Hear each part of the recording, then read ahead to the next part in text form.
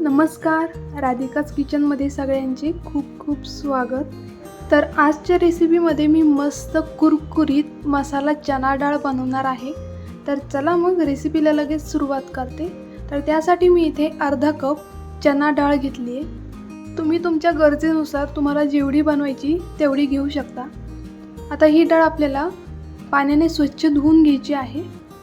डाळ स्वच्छ धुतल्यानंतर आता ही डाळ आपल्याला पाण्यामध्ये 6 ते 7 तासांसाठी भिजत ठेवायची आहे. पण त्या अगोदर यामध्ये मी थोडासा बेकिंग सोडा टाकला, म्हणजे अगदी चिमूटभर. डाळ भिजायला ठेवायच्या अगोदर यामध्ये बेकिंग सोडा टाकल्यामुळे नंतर ही डाळ मस्त कुरकुरीत होते, त्यामुळे यामध्ये थोडासा बेकिंग सोडा टाकायचा. आता ही डाळ आपण 7 तासांसाठी भिजत ठेवूया. 7 तास झालेत. आता आपण बघूया डाळ भिजली की नाही. तर हे बघा, डाळ मस्त भिजून डबल झाली आहे. आता ही डाळ आपल्याला पाण्याने 2 ते 3 वेळा स्वच्छ धुवून घ्यायची आहे, कारण आपण यामध्ये बेकिंग सोडा टाकला होता. आता एक डाळ बघूया. हे बघा, खूप मस्त भिजली आहे. आता हे आपण 3 वेळेस धुवून घेऊया. डाळ भिजून डबल झाल्यामुळे या बाउलमध्ये ती धुवायला जमणार नाही, तर एका मोठ्या बाउलमध्ये काढून घेते आणि यामध्येच 2 ते 3 वेळा स्वच्छ धुवून घेते. आणि हे बघा, अशा पद्धतीने छान चोळून धुवायची आहे. तर आता ही डाळ मस्त धुतलेली आहे.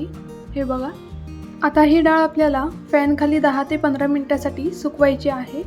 सुकवायची म्हणजे या डाळीवरचं जेवढं एक्स्ट्रा पाणी आहे तेवढं सुकलं पाहिजे. आणि कोणत्याही एका स्वच्छ कपड्यावरती अशी पसरवून घ्यायची. आता 15 मिनिटासाठी आपण ही अशीच सोडून देऊया.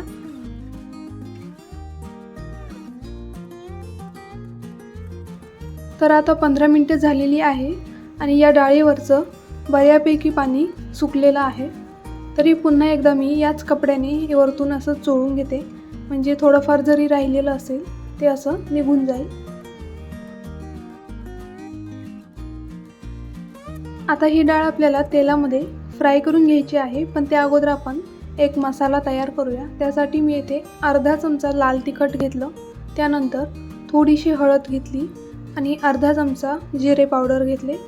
त्यानंतर पाव चमचा काळी मिरी पावडर घ्यायची, थोडीशी चिमूटभर हिंग घ्यायची आणि पाव चमचा काळं मीठ घ्यायचं. त्यानंतर चवीनुसार थोडंसंच मीठ टाकायचं. काळं मीठ जास्त खारट नाही आहे, तर त्यामुळे थोडंसं आपलं साधं मीठ पण घ्यायचं असतं. आता हे सगळे मसाले आपण एकत्र मिक्स करून घेऊया. आता मसालासुद्धा तयार आहे, तर चना डाळ फ्राय करून घेऊया. त्यासाठी मी इकडे कढई गरम करायला ठेवली होती, त्यामध्ये तेलसुद्धा चांगलं गरम झालेलं आहे.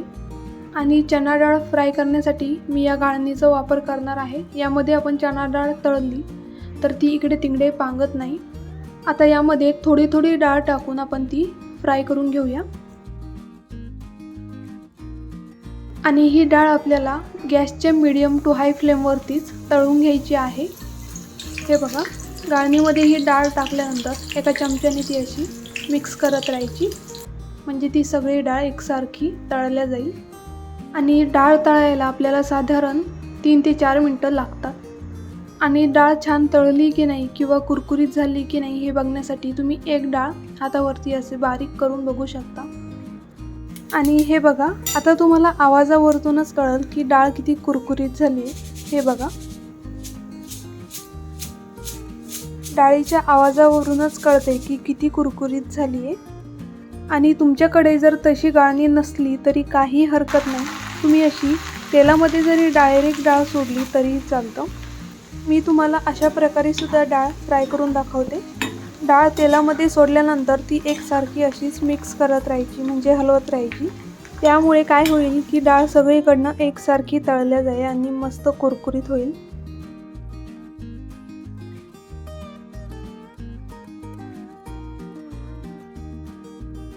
तर या ठिकाणी आपली डाळ मस्त तळलेली आहे. आता ही डाळसुद्धा मी काढून घेते आणि बाकीची डाळसुद्धा तळवून घेते.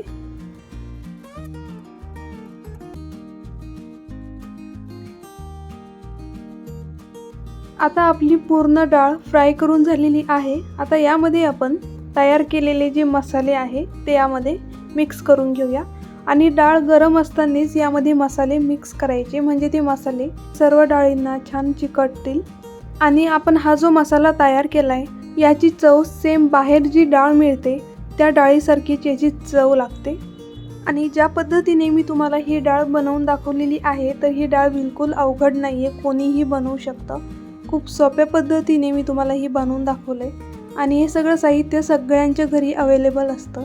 तर तुम्हीसुद्धा या पद्धतीने ही चणा डाळ बनवून बघा.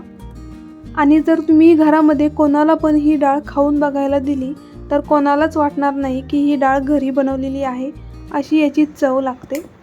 हे बघा, हातामध्ये अशी डाळ चुरा केली तरी लगेच चुरा होते, इतकी कुरकुरीत झाली आहे आणि चवीला तर एक नंबर लागते. तर तुम्हीसुद्धा ही रेसिपी एकदा ट्राय करून बघा. आणि तुम्हाला माझी आजची रेसिपी आवडली असेल तर व्हिडिओला लाईक करा, माझ्या चॅनलला सबस्क्राईब करा आणि खाली दिलेल्या बेल आयकॉनवर क्लिक करा, म्हणजे तुम्हाला माझ्या येणाऱ्या सर्व रेसिपीजचे नोटिफिकेशन मिळतील. तर पुन्हा भेटूया अशाच एका छान रेसिपीसोबत.